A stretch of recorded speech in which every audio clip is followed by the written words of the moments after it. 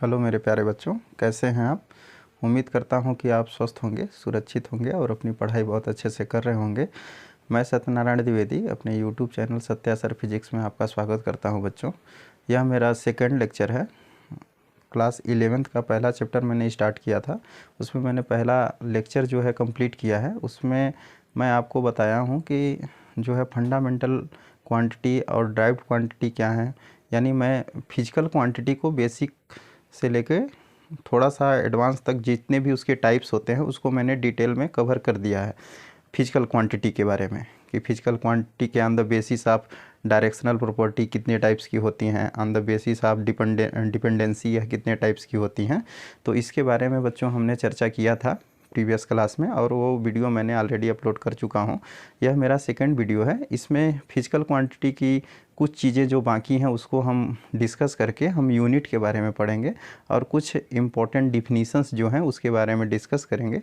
फिर नेक्स्ट जो है हम आगे कंटिन्यू ऐसे करते रहेंगे बच्चों। तो देर न करते हुए हम क्लास को स्टार्ट करते हैं। और इसमें जो बच्चों हम कल पढ़े थे फिजिकल क्वांटिटी,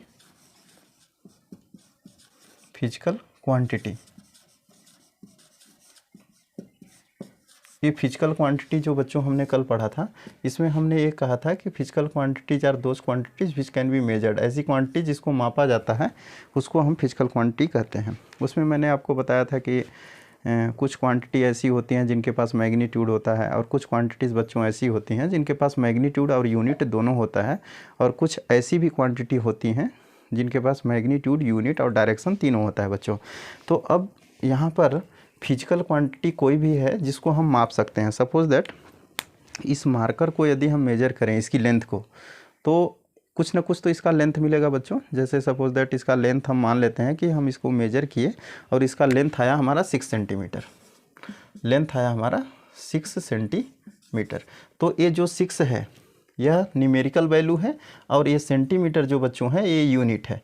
यानी हम बोल सकते हैं 6 जो है वह न्यूमेरिकल वैल्यू है, न्यूमेरिकल वैल्यू है,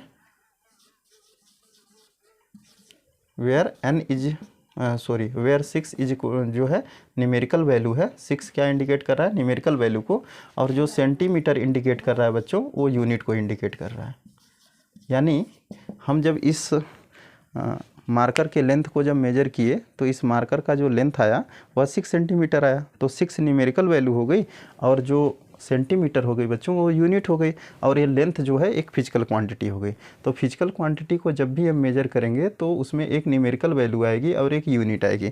जैसे सपोज दैट इसका यदि हम मास मेजर करें, और मास जब मेजर करेंगे बच्चों तो कुछ ना कुछ इसका मास भी हमको मिलेगा। सपोज दैट इसका मास मान लेते हैं कि हमको 15 ग्राम मिला, 15 ग्राम मास।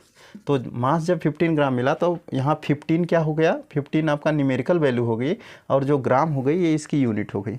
तो 15 ग्राम में 15 आपका ये न्यूमेरिकल वैल्यू हो गई, और जो ग्राम हो गई ये इसकी क्या हो गई बच्चों? यूनिट हो गई। तो किसी भी, और जो मास है वह एक तरह का फिजिकल क्वांटिटी है। तो किसी भी फिजिकल क्वांटिटी को जब हम मेजर करते हैं तो उसमें एक न्यूमेरिकल वैल्यू और एक यूनिट मिलती है। लेकिन कल मैंने आपको एक चीज़ बताया था कि कुछ फिजिकल क्वांटिटी ऐसी भी होती हैं बच्चों जिसके पास यूनिट नहीं होती। यह मैंने बताया था। उसमें मैंने ये बताया था कि रिफ्रैक्टिव इंडेक्स भी है, और डाइलेक्ट्रिक कांस्टेंट है, रिलेटिव डेंसिटी है। ये ऐसी फिजिकल क्वांटिटी हैं जिनके पास केवल मैग्नीट्यूड होता है, यूनिट नहीं होता। लेकिन यहाँ पर जब हम लेंथ की बात करें तो इस मार्कर का लेंथ आया 6 सेंटीमीटर। तो 6 रिप्रेजेंट किया न्यूमेरिकल वैल्यू को, सेंटीमीटर रिप्रेजेंट किया यूनिट को। इसका जब मास मेजर किए आया 15 ग्राम, और 15 ग्राम सपोज किए कि इसका मास 15 ग्राम आया, तो 15 हो गया न्यूमेरिकल वैल्यू और ग्राम हो गई उसकी यूनिट।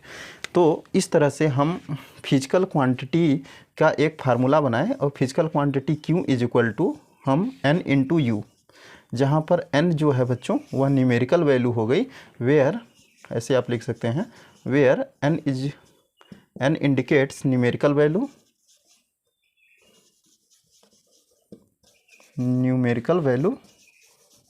और जो U है बच्चों वह आपका क्या है? यूनिट है बच्चों। तो इस तरह से Q is equal to N into U, यह आपका physical quantity Q is equal to N into U, where N indicates numerical value and U indicates unit. अब हम ये कहें कि क्या यह formula, this formula is applicable for all physical quantities, क्या यह संभव है कि क्या यह फार्मूला सभी फिजिकल क्वांटिटी पर एप्लीकेबल होगा।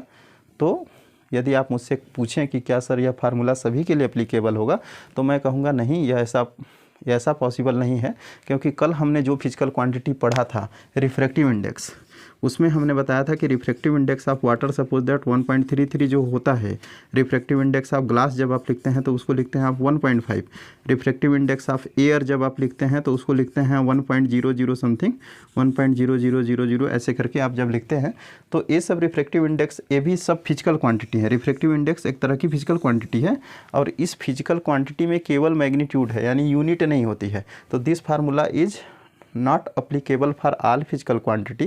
This formula is applicable for those physical quantities which have magnitude and unit. जिसके पास magnitude और unit या magnitude, unit and direction तीनों हो, उसी के लिए यह applicable है। नहीं तो यह फार्मूला ऐसे फिजिकल क्वांटिटी के लिए applicable नहीं है जिनके पास केवल क्या है, केवल मैग्नीट्यूड है। तो ये सभी जगह वैलिड नहीं होता, लेकिन जिसके पास यूनिट होता है, मैक्सिमम ऐसी फिजिकल क्वांटिटीज़ हैं जिनके पास यूनिट होती हैं, तो उन फिजिकल क्वांटिटी के लिए यह formula Q = N × U valid होता है बच्चों। अब आगे जो है हम इसमें बात करेंगे कि लेंथ मेजर किए बच्चों, जैसे ये वायर है और इस वायर का जब हम लेंथ मेजर किए और ये आया 1 सेंटीमीटर, सपोज दैट 1 मीटर, इसका लेंथ आया बच्चों 1 मीटर। तो ये 1 जो है ये इसकी न्यूमेरिकल वैल्यू है जो इंडिकेट कर रहा है n को, n = 1 है। यहाँ पे आप लिख सकते हैं कि n = 1 है, और u = जो बच्चों है वह मीटर है, यानी इसकी यूनिट है मीटर और न्यूमेरिकल वैल्यू है 1। अब इस 1 मीटर को यदि हम दूसरे यूनिट में कन्वर्जन करें, यानी मीटर को यदि हम सेंटीमीटर में लिखें, तो इसको हम ऐसे लिखते हैं 100 सेंटीमीटर। सभी जानते हैं कि 1 मीटर = 100 सेंटीमीटर होता है। अब आप देखिए कि यहाँ से ये जो न्यूमेरिकल वैल्यू है ये 1 से बढ़ के 100 हो गई, तो ये जो मीटर है बच्चों, ये मीटर जो है वह किस में कन्वर्ट हो गया, सेंटीमीटर में। यानी मीटर और सेंटीमीटर में यदि हम कंपेयर करें तो सेंटीमीटर जो है वह छोटी होती है यूनिट, और मीटर बड़ी यूनिट होती है। और 1 और 100 में जब कंपेरिजन करें तो 1 जो है वह छोटा होता है, 100 बड़ा होता है। तो यहाँ 100 जब बच्चों बड़ा है और 1 छोटा है, और इस यूनिट में मीटर बड़ा है और सेंटीमीटर छोटा है, तो हम ये कह सकते हैं कि जब हम किसी भी फिजिकल क्वांटिटी के न्यूमेरिकल वैल्यू को बढ़ाते हैं तो उसकी यूनिट जो है वो घट जाती है, और जब हम यूनिट को बढ़ाते हैं तो न्यूमेरिकल वैल्यू घट जाती है। तो ये न्यूमेरिकल वैल्यू और यूनिट एक दूसरे के साथ कैसे हैं, इन्वर्सली प्रोपोर्शनल हैं। इन्वर्सली प्रोपोर्शनल का मतलब क्या होता है बच्चों, कि इन्वर्सली प्रोपोर्शनल मतलब इन्वर्सली प्रोपोर्शनल बच्चों जो होता है, सपोज 2 क्वांटिटी हमने ले लिया A और B, और A और B में बच्चों A और B एक दूसरे पर यदि डिपेंड करते हैं, यदि एक दूसरे से रिलेटेड हैं, और यदि A में चेंजेस कर रहे हैं, यानी A की वैल्यू यदि हम इंक्रीज कर रहे हैं और B की वैल्यू भी इंक्रीज हो रही है साथ साथ, यदि A की वैल्यू बढ़ाने से B की वैल्यू भी बढ़ रहा है, तो हम ये कहते हैं कि A और B एक दूसरे के साथ डायरेक्टली प्रोपोर्शनल जो है हैं, मतलब ये एक दूसरे के साथ डायरेक्टली प्रोपोर्शनल के रिलेशन में हैं। लेकिन यदि A के वैल्यू को बढ़ाने से B की वैल्यू यदि घट रही है, B की वैल्यू यदि घट रही है बच्चों, तो हम ये बोलते हैं कि A B के साथ जो है वह इन्वर्सली प्रोपोर्शनल का रिलेशन रखता है। यानी इन्वर्सली प्रोपोर्शनल में क्या होता है कि एक वैल्यू बढ़ेगी और दूसरी वैल्यू घटेगी। तो यहाँ पर आप देखिए कि 1 जब बढ़ के 100 हुआ तो मीटर जो है घट के सेंटीमीटर में, यानी ये यूनिट जो है वो छोटी हो गई। यानी न्यूमेरिकल वैल्यू यदि बढ़ाते हैं किसी फिजिकल क्वांटिटी की, तो उसकी यूनिट जो है बच्चों वह कम हो जाती है, घट जाती है। इसका मतलब कि न्यूमेरिकल वैल्यू और यूनिट एक दूसरे के साथ इन्वर्सली प्रोपोर्शनल का रिलेशन रखते हैं। तो हम ये यहाँ पर बोल सकते हैं कि न्यूमेरिकल वैल्यू जो होता है, न्यूमेरिकल वैल्यू जो होता है यहाँ पर n, यह इन्वर्सली प्रोपोर्शनल होता है किसके, यूनिट के इन्वर्सली प्रोपोर्शनल होता है। ये एक रिलेशन है, ये इंपॉर्टेंट है बच्चों। इस पर एक न्यूमेरिकल्स भी है SC वर्मा में, उसको हम सॉल्व करेंगे। तो numerical value inversely proportional to unit, यानी यूनिट यदि बढ़ेगा तो न्यूमेरिकल वैल्यू को छोटा करना पड़ेगा, और न्यूमेरिकल वैल्यू को यदि हम बढ़ाते हैं तो यूनिट वो छोटी करनी पड़ेगी। इस तरह से यह रिलेशन हमको एक मिलता है। आगे हम बात करते हैं। ओके बच्चों, अब आगे हम जो है बात करेंगे यूनिट्स के बारे में। यूनिट क्या है? किसी फिजिकल क्वांटिटी को जब हम मेजर किए तो दो चीज़ें मिली, एक मिला न्यूमेरिकल वैल्यू, एक मिला यूनिट। तो बच्चों जो है यूनिट क्या है और इसका इम्पोर्टेंस क्या है? आप सोचिए, कल्पना कीजिए, आप जो है किसी भी सामान को यदि आप मार्केट से ख़रीदते हैं तो वह एक डिफिनिट क्वांटिटी उसकी लिखी हुई होती है। जैसे आप 1 लीटर जैसे मिल्क या दूध का पाउच ख़रीद रहे हैं तो उसमें आपका जो है उसकी जो क्वांटिटी होती है वो वहाँ पर लिखा होता है कितना है वह। तो किसी भी सामान को यदि आप मार्केट से ख़रीदते हैं तो उसकी उसमें क्वांटिटी इंडिकेट की हुई होती है, लिखी होती है, तो आपको पता चलता है कि यह इतने ग्राम का है या ये इतने लीटर का है। तो हर किसी क्वांटिटी को मेजर करने के लिए हमको यूनिट की ज़रूरत पड़ती है, और यूनिट नहीं होती तो हम किसी भी सामान को ख़रीदते या बेचते हैं, जो सामान हम ख़रीदने जाते हैं उसके अमाउंट का एक्चुअल अमाउंट उसका क्या है वह हमको पता नहीं चलता, उसकी एक्चुअल क्वांटिटी क्या है वो चीज़ पता नहीं चलती। जैसे आप किसी कपड़े को ले रहे हैं और वो कपड़ा यदि लेंथ में मेजर किया जा रहा है तो लेंथ में उसको यदि हमारे पास मीटर स्केल नहीं होता तो उसका हमको एक्चुअल लेंथ पता नहीं चलता। तो ये सभी किसी भी सामान को ख़रीदने बेचने के लिए या उसकी एक्चुअल अमाउंट को जानने के लिए या उसकी एक्चुअल क्वांटिटी को जानने के लिए हमारे पास यूनिट का होना बहुत ज़रूरी है। तो जैसे हम मीटर है बच्चों, तो मीटर से हम किसी भी चीज़ की लेंथ को मेजर करते हैं, मतलब लेंथ को मेजर करने के लिए मीटर का यूज किया जाता है। मीटर हो गया, सेंटीमीटर भी हो गया। और उसी तरह जो है मास है, मास को मेजर करने के लिए केजी का यूज किया जाता है, और टाइम को मेजर करने के लिए सेकंड का यूज किया जाता है। तो अब आप एक कहेंगे कि क्या सर ये जो यूनिट्स हैं यह क्या शुरू से ही मतलब मास को लेंथ में मेजर किया जाता था, मास को केजी में, टाइम को सेकंड में? तो ऐसा नहीं है बच्चों, मतलब शुरू से ही यह यूनिट्स नहीं थी। और जब राजाओं का ज़माना चलता था, अब राज व्यवस्था थी, राजा लोग राज करते थे, तो अपने जो है राज्य में राजा लोग अपने अनुसार जो है अलग अलग तरह की यूनिट जो है वो बनाते थे। बहुत सारे राजा लोग ऐसे थे जो अपने हाथ के लंबाई के बराबर जो है वो लकड़ी के टुकड़े को बनवाकर अपने राज्य में बांट देते थे, जिससे जो है वो प्रजा उस लेंथ को एक स्टैंडर्ड यूनिट मानती थी और उसी से अपना जो है ख़रीदना बेचना करती थी। लेकिन उनको दिक्कत कब होती थी? जब कोई एक राज्य का जो है प्रजा दूसरे राज्य की प्रजा के साथ अपना आय व्यय करता था, मतलब लेन देन करता था, तो उस समय दूसरे राज्य में जो स्टैंडर्ड यूनिट चलती थी वो अलग होती थी, और एक राजा के द्वारा बनाया गया जो स्टैंडर्ड यूनिट था वो अलग था बच्चों। तो इसमें उनको क्या होती थी, परेशानियां होती थी और उससे उनको दिक्कत होता था। तो वहाँ पर उनको अब उनके अनुसार उनको मानना पड़ता था कि उनके राज्य में कौन सी तरह की यूनिट चल रही है। वो डिपेंड करता था कि वहाँ के राजाओं के द्वारा कौन सी यूनिट बनाई गई है। तो इसमें बहुत सारी समस्याओं का सामना करना पड़ता था। और दूसरी बात ये थी कि जैसी एक राजा के चले जाने से दूसरा राजा जब वहाँ आता था तो अपने अनुसार वह यूनिट को, अपने जो है स्टैंडर्ड यूनिट को चेंज कर देता था। वह दूसरी जो है कोई यूनिट को जो है वो स्टैंडर्ड यूनिट मान लेता था।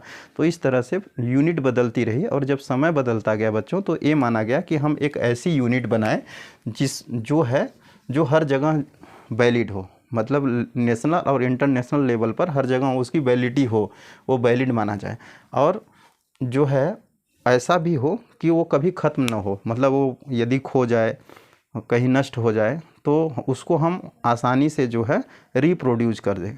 तो एक स्टैंडर्ड यूनिट की दो खासियत होती हैं, दो उसकी प्रॉपर्टीज़ होती हैं, उसका इम्पोर्टेंस दो होता है। पहला कि उसको ईजिली जो है रिप्रोड्यूस किया जा सके, उसको ईजिली बनाया जा सके, यदि वो खो जाए तो उसको हम ईजिली रिप्रोड्यूस कर लें। और दूसरा कि वह अपने नेशनल और इंटरनेशनल लेवल पर दोनों जगह और कहीं भी आप दुनिया के किसी भी कोने में आप चले जाइए, वो हर जगह जो है वैलिड होना चाहिए, वो वैलिड हो। तो स्टैंडर्ड यूनिट की यही खासियत है। तो ये जो लेंथ है उसकी स्टैंडर्ड यूनिट होती है 1 मीटर। इसकी बहुत लेंथ की तो बहुत सारी यूनिट होती है, लेकिन एक स्टैंडर्ड यूनिट 1 मीटर माना गया है। और मास की स्टैंडर्ड यूनिट 1 kg और टाइम की स्टैंडर्ड यूनिट 1 सेकेंड होता है। अब बच्चों बात ये आती है कि ये 1 मीटर है क्या, ये कहाँ से मेजर किया गया और एक्चुअल में 1 मीटर होता कितना है? तो इसकी बहुत सारे मतलब कि 1 मीटर क्या है, 1 केजी क्या है, 1 सेकेंड क्या है, इसका जो है डिफिनीसन जो है बच्चों दिया है किताब में, बुक्स में, सभी बुक्स में दिया गया है, चाहे वो कोई भी बुक हो, तो आप इसको पढ़ लीजिएगा। मैं थोड़ा सा ये बता देता हूँ कि ये जो 1 मीटर होता है बच्चों, जब ये जो लाइट होती है, हमारी जो लाइट है, वह लाइट जब वैक्यूम में जो है 1/299,79299,2458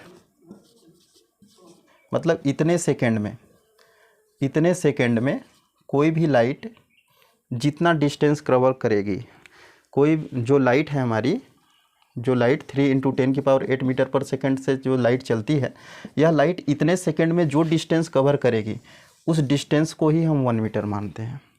तो लाइट के द्वारा इतने सेकंड में कवर की गई जो डिस्टेंस है, उस डिस्टेंस को ही हम क्या बोलते हैं, 1 मीटर बोलते हैं।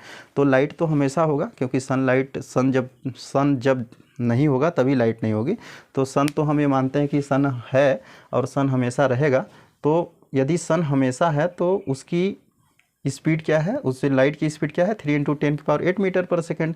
और इस स्पीड से यदि कोई लाइट चल रहा है और इतने सेकंड में जो भी डिस्टेंस वो कवर कर देगा, वही उसका क्या कहलाएगा, 1 मीटर लेंथ कहलाएगा।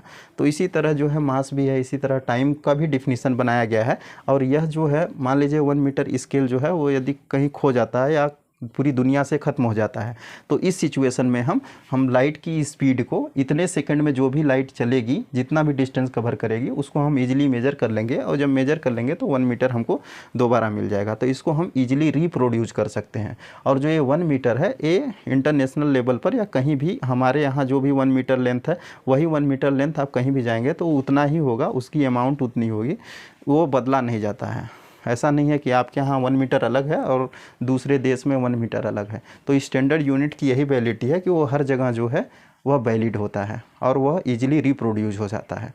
तो इस तरह से ये यूनिट हो गई, ये इसकी स्टैंडर्ड यूनिट हो गई। सपोज दैट आप किसी भी वायर के लेंथ को मेजर किए और वो आया 12 मीटर, तो 12 मीटर का मतलब ये हो गया कि 12 तो ये आपकी क्वांटिटी हो गई, न्यूमेरिकल वैल्यू हो गई, इंटू 1 मीटर। आप इसको ऐसे लिख सकते हैं, 12 मीटर को 12 × 1 मीटर लिख दिए। इसका मतलब किसी वायर का लेंथ अपने स्टैंडर्ड यूनिट का कितना गुना है। आप किसी भी चीज़ को मेजर कर रहे हैं, यदि आ रहा है 100 मीटर, तो 100 × 1 मीटर, यानी वो 100 टाइम्स ज़्यादा है अपने स्टैंडर्ड यूनिट का। तो किसी भी वायर को आप मेजर किए, यदि वो 12 मीटर आया, तो आप ये बोल सकते हैं कि वो 12 टाइम्स ज़्यादा है अपने स्टैंडर्ड यूनिट से, अपने स्टैंडर्ड यूनिट 1 मीटर से 12 टाइम्स ज़्यादा है। इसको आप इस तरह से डिफाइन कर सकते हैं। यदि आपसे कोई कहे कि 100 मीटर का डिफिनीसन क्या है, तो 100 मीटर को आप क्या बोल सकते हैं कि यह 100 मीटर को हम लिख सकते हैं 1 मीटर × 100, यानी यह कोई भी ऑब्जेक्ट यदि 100 मीटर लेंथ का है तो इसका मतलब यह है कि वो 100 टाइम्स अपने स्टैंडर्ड यूनिट से ज़्यादा है। इस तरह से आप डिफाइन कर सकते हैं। तो बच्चों हम आगे जो है अब कुछ और स्टैंडर्ड डिफिनीसन है उसके बारे में पढ़ेंगे। और ओके बच्चों, अब कुछ इम्पोर्टेंट डिफिनीसन है जिनको हम देख लेते हैं। तो ये है लाइट ईयर। लाइट ईयर जो है एक्चुअल में डिस्टेंस मेजर करता है।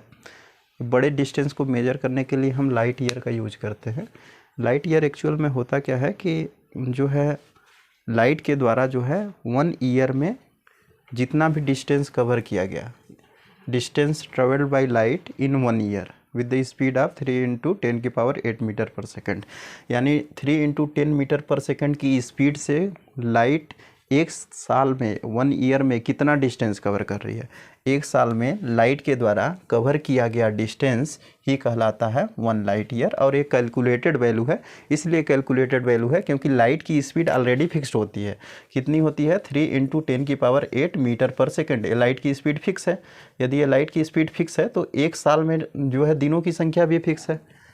तो एक साल में यदि दिन की संख्या फिक्स है तो एक साल में वो जितना डिस्टेंस कवर करेगी, एक साल में वो जितना डिस्टेंस कवर करेगी वही क्या कहलाएगा, लाइट ईयर कहलाएगा। तो distance travelled by light with speed 3 × 10⁸ metre per second in 1 year is known as light year, and 1 light year is equal to 9.46 into 10⁻15 metre. ये बहुत बड़ा डिस्टेंस है, बड़े डिस्टेंस को मेजर करने के लिए यूज किया जाता है।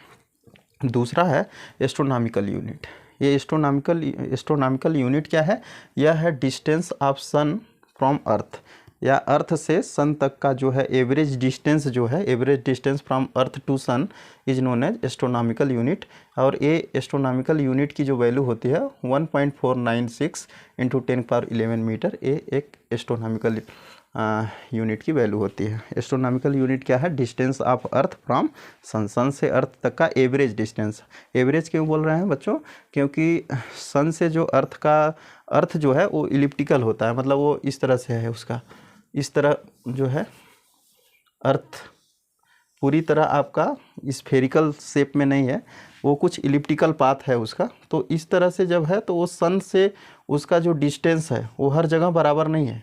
तो हर जगह बराबर नहीं है तो इसका जो एवरेज होगा, यहाँ से मेजर कर लिए, यहाँ से मेजर कर लिए, ये सन है, तो सन से अर्थ का जो डिस्टेंस जब हम मेजर करेंगे, सन से अर्थ का डिस्टेंस जब मेजर करेंगे हर जगह, तो मेजर करने के बाद जो है उसका जो एवरेज आएगा, वही एवरेज जो है एस्ट्रोनॉमिकल यूनिट कहलाता है।